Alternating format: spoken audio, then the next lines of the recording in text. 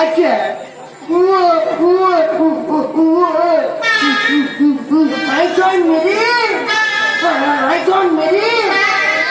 মেরে সম্পর্ক শেষ করতে ব্যর্থ।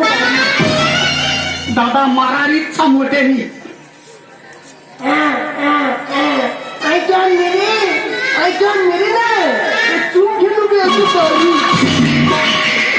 আচ্ছা ঠিক আছে, হয়নি লাগলে আমার মা শাসন করবে আর আমার মা চুপ করে দাঁড়িয়ে দেখবে। কেউ হয়নি ওরাম। এই ঘর কি বাড়ি মার আমার শ্বশুরে কেন মার আর বল আজ থেকে সম্পর্ক শেষ। লাগবে মারো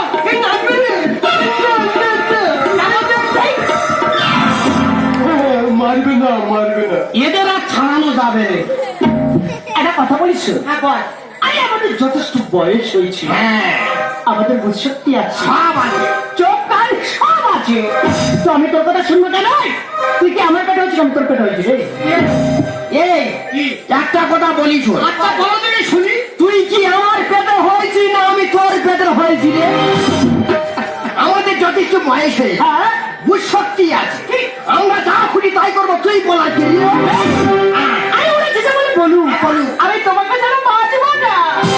ভালোবাসার আগুন জ্বলে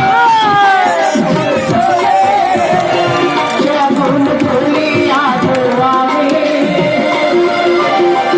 বদলে গিয়েছো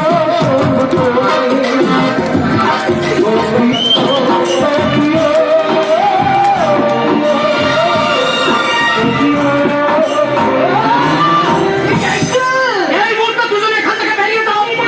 এই না গেলে তুই কি করবি রে? আজ থেকে তোমার পেট্রো বাবা করলাম। আজ থেকে তো তেজ পুত্র করলাম। তোর মতন একটা ছেলে গেলে 10টা ছেলে আসবে, কিন্তু ওর মতো একটা বুড়ি চলে গেলে বুড়ি পাওয়া যাবে না। তাহলে তোকে বলছো হ্যাঁ বল। প্রয়োজন পর তোর মতন মেয়ের মুখ দেখবো না। দরকার নেই। আরে সেই তো আমরা ভুল করেছি, হ্যাঁ আর এই মুখ কাউকে দেখাবো না রে। বেরো গেলে না আমরা দুজন একসঙ্গেই যাবো। বেরো কাটি বেরো উঠে বেরো।